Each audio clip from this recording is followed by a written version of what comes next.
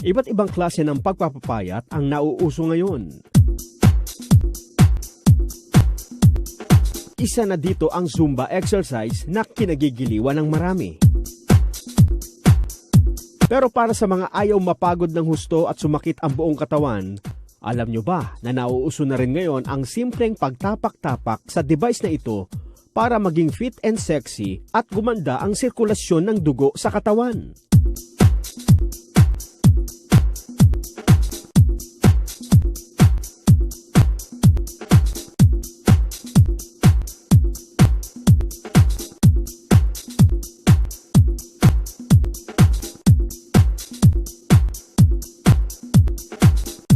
Isa si Ronalyn Palacio sa mga kababaihang gustong magpapayat subalit nahihirapang mag-exercise. Hanggang sa madiskubre niya na maganda rin palang ehersisyo ang pag-apak-apak. Sa ibang exercise po nakakapagod eh. Yung apak-apak po, aapak ka pa naman 30 minutes, okay na po yung pakiramdam niyo. Sa una po, nag-apak-apak po ako, mas mataba po ako dati. Ngayon po, nag-reduce po ako dahil sa apak-apak. Yung UTI ko po nawala. Tsaka po mahimbing na po yung pagtulog po. Pagbabawas rin ng timbang ang gustong gawin ni Heini Agbayani na isang housewife. Subalit bukod sa nakakapagod ang ehersisyo, sumasakit pa ang kanyang katawan dito, kung kaya't sinubukan rin niya ang apak-apak. Pagka sa jogging or aerobic something, sasakit yung katawan mo na gusto mo nang matulog ka agad, gusto mo nang magpahinga. Pero dito, kahit nandun ka lang or kahit may gagawin ka pa mamaya, magagawa mo pa pero hindi ka mapapagod agad. Gumaan po yung pakiramdam ko, parang feeling ko nag-circulate yung dugo ko, tsaka nakaka-lose siya ng weight. Ang apak-apak na tinatawag ring Wonder Healing Device o WHD mat ay isa lamang sa maraming imbensyon ni Ka Dalmasio Muring. Dating reflexologist si Ka Muring na may pwesto sa Guadalupe, Makati. Dinarayo naman siya ng maraming may sakit dahil bukod sa marami ang kanyang napapagaling sa karamdaman, hindi rin siya agad sumisingil kung walang pera ang isang pasyente dahil sa kanyang Heal Now, Pay Later advocacy. Dito na rin nagsimulang mabuo ang kanyang imbensyon na apak-apak upang mas marami siyang matulungan. So dinadayo po yan, nababarita ng mga iba pang mga masakit na padagal ng hindi gumagaling galing sa iba't ibang mga hospital. Pinupuntahan yan sapagkat hindi sila magbabayad kung hindi sila gumagaling. Sa dami po ng mga nagpapatherapy, nagpapareflex, naisip po natin yung isang paraan na apak-apakan lang, gagaling po ang tao. At dito na nagsimula ang pag-develop ni Ka Muring sa apak-apak Wonder Healing Device kung saan maaaring makapag-reflex ng mga paa ang isang tao nang hindi na kailangang magtungo sa isang reflexologist. Naniniwala rin siya na malaking tulong sa kalusugan ang paglalakad, lalo na kung walang sapin sa paa tulad ng sapatos at tsinelas, gaya ng ginagawa ng mga sinaunang tao noon na nabuhay sa mahabang mga taon. Mga tao po na nasa bundok, yung mga nagtrabaho sa bukid, yung mga naglalakad walang tsinelas, ganun din po, malusog, walang sakit, mahabang buhay. Kasi po naglalakad doon sa lupa, sa buhangin, sa mga bato na walang sapatos, walang tsinelas. Kaya ang pagpapagaling po ng karamdaman, may kaugnayan po doon sa ilalim ng ating paa. Nang ma-imbento po yung tsinelas, sapatos o sandalyas, in the time of Moses, ang edad ng tao po bumaba. 120 years na. So, naisip po natin na mag-imbento ng isang device para lakad-lakad ka lang, gagaling ka rin. Yun na nga pong goma na may magnet. Hindi po karaniwang goma yan. Yun ay mineralized rubber with a special magnet. Sa pamamagitan anya nito, nai-stimulate ang mga cells sa katawan ng tao na nakakatulong sa ating kalusugan. Pinakamahalaga po na ma-simulate ang trillion cells of our body para yung ating endocrine system, stem cell system, at saka immune cell system, they are working together to heal any sickness striking to your body. Halimbawa, masakit ang balakang mo, masakit ang tuhod mo, puson, tiyan, o kaya dibdib po, naninikip ang dibdib mo, o kaya likod, batok, lalamunan, o kaya po mata, namumula, masakit ang ulo, hindi ka mapalagay, balisa, hindi ka makatulog, gusto matulog, hindi ka makatulog, lalo na po yung mga may rayuma, mahirap pong may rayuma, nakahiga ka, masakit, nakatayo ka, masakit, lalo na po kung naglalakad, lalong masakit. So, apak-apak lang po. On that WHD healing mat, mawawala po yung kirot ng sakit at magiging maginhawa ang pakiramdam mo. Masarap na pong matulog.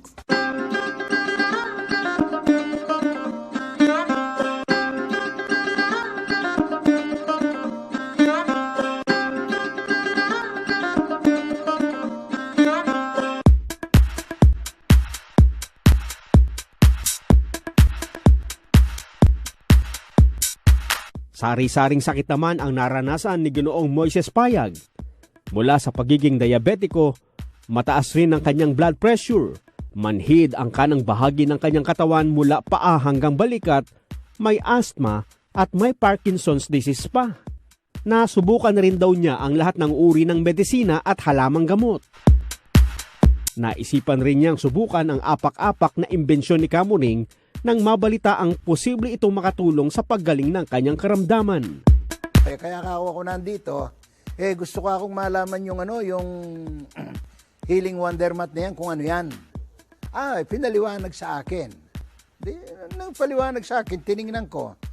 Yun nga, meron siyang magnet, meron siyang mineralized rubber. Yun nga, hindi pare-pareho, ay magkakaiba yung umbok at saka yung taas. Pinagmasdan kong mabuti. Dahil sinimulan kong tumapak. Nang tumapak ako, nang maka 10 minutes ako, pinawisan ako. Naramdaman kong yung katawan ko, parang may pagbabago. Lumuwag ang hininga ko, lumuwag yung pagka merong masasakit, parang ganon. Lumuwag. Dahil dito nainganyo siyang ituloy ang libreng paggamit sa apak-apak at naging maganda naman ang epekto nito sa kanyang katawan. 650 yung aking diabetes. After 1 week, naging 350 na lang kasi nga nagpakuha ako ng laboratory. Sige, nagpatuloy ako. Hanggang sa every 3 months na, nagpapakuha ako para makita ko, normal ba ang breathing ko, ganito ba? Yun bang pamamanhid, yun bang pananakit, nawawala ba? So, hanggang ngayon ay normal. Pati yung aking high blood. Sabi ng doktor sa akin, yung mga maintenance po ninyo, huwag na po ninyong gamitin. Wala na po akong makita dito sa laboratory tungkol doon sa karamdaman ninyo na nakalagay dito sa record ko before. Laking pasasalamat rin niya dahil sa libreng pagpapagamit ni Kamuring ng kanyang imbensyon para sa mga taong walang pambili nito, lalo pat magastos ang pagpapagamot. Malaking pera ang naubos ko. Pero dito sa apak-apak ni Kamuring, magpunta ka lang, talagang walang bayad eh. Hindi ka magbabayad. Diabetes, high blood at arthritis naman ang mga sakit na nagpapahirap kay Jesus Domingo na isang dating forester. At dahil sa mahal ang pagpapagamot, naghanap rin siya ng ibang paraan upang kahit paano'y gumaan ang pakiramdam. Hanggang sa mabalitaan ang libreng apak-apak ni Kamuring. Ako naman ang gusto ko talaga yung talagang makamenos at saka yung talagang walang gastos. Dahil wala na nga akong pera, sinubukan ko yung mag-apak-apak. Maganda rin naman ang naging epekto ng apak-apak sa kanyang katawan. Naramdaman ko ang unang sa akin yung mga gumandang mga reflexes ko, yung mga katawan ko parang lumakas. At saka dahan-dahan nawawala na yung sakit dito sa likod ko at saka tuhod. Cervical spine tumor naman ang iniindang sakit ni Police Senior Superintendent Alfredo Modestano sa mahabang panahon. At dahil sa sakit na nararamdaman, hindi rin siya halos makatulog sa gabi hanggang sa masubukan niyang gamitin ang imbensyon ni Kamuring. Nung gumapit ako nitong apak-apak, naumpisa na mag-relieve yung aking pain na nararamdaman. Muli po, makikita ninyo, very effective ito doon sa kung mayroon kayong abdominal cramps. Ma-realize po ninyo, within several mga 30 minutes pataas, matatanggal talaga siya. At yung pong aking eyesight ay luminaw. At the same time po, yung aking tawag nito, sleepless na situation wherein hindi ka makatulog ay pag nag-apak-apak kayo, after 30 minutes nyo ay makakatulog kayo. So at least marirelax yung inyong utak at buong katawan ninyo. Instructor naman ng Mixed Martial Arts si Master Carolino Duran bago salantain ng Super Typhoon Yolanda ang kanilang bahay sa Leyte. Nakuha kami ng Yolanda, tatamaan kami. Pumunta kami sa Manila kasi kuha ako, nakaapak ako ng pako. So namamaga yung pako. Di pagdating dito sa Manila, yan nagpa-doktor ako. Binigyan ako ng anti-tetanus. Di sabi ng doktor, in-examine rin yung dugo ko. 200 yung dugo ko. Sabi ng doktora na kailangan may maintenance ako. At saka ako magbuhat ng mabigat dahil delikado yun sa akin. Kaya nawalan akong pag-asa na magturo kasi yun talagang profession ko. Hindi niya akalaing sa simpleng apak-apak ay babalik ang dating sigla at lakas ng kanyang katawan. Sinubukan kong gumamit ng kanyang sariling invention dahil ito ay nakakatulong daw sa may sakit. Sinubukan ko. Isang buwan kong apak-apak, yun, na-normalize yung yung high blood ko at saka yung blood sugar. Hanggang ngayon nanatili akong nag-apak-apak. Ngayon, pwede na akong magturo ng mixed martial arts kasi yun ang profession ko since 1970. Dahil sa pag-apak-apak mo yan, ma-stimulate yung stem cells mo at saka yung immune system mo maging aktibo. Parang yan ang yung katawan kasi natin, sabi na, parang battery, naglulubat. Dahil sa mga pagkain, sa mga iniinom natin, na nakakasira sa katawan natin. Ngayon, sa pamagitan ng pag-apak-apak yan, na-recharge tayo ang nag-activate ang ating immune system. Kaya gumagaling yung sakit natin. Dahil tayo pinapawisan. Yan. Lahat ng kuwan natin, organ, nag-activate dahil dyan, parang sa akin parang generator nga. Kasi yung nervous system natin, yun ang pinakakurinti sa katawan natin. Kaya kung nakapag-apak tayo, naging active ang katawan natin, pati yung ating immune system. 1980s pa lamang ay sinisimulan na ni Kamuring ang pagdevelop ng kanyang imbensyon. Taong 2006 naman nang ito'y kanyang i-apply ng patent. Nabigyan naman siya ng patent ng Intellectual Property Office noong 2010 o makalipas pa ang 4 na taon. So, bago nila pinalabas yung patent, tinitindan na mabuti kung ito'y pakinabangan ba ng tao. Ano mga health benefits ang maaring makukuha ng tao. At dahil sa epektibo ang imbensyon ni Kamuring, in-endorse na rin ito ng TAPI. Dahil dito, nakapagde-demo si Kamuring ng nasabing healing mat sa iba't ibang tanggapan ng pamahalaan sa buong bansa. Iniindisputan ng TAPI, sila po ang sumusulat doon sa mga iba pang mga agency na gusto kong puntahan parang pagbigyan tayo na ipaliwanag yung technology ng WSD Healing Mat. Naikot na po natin yan sa lahat ng mga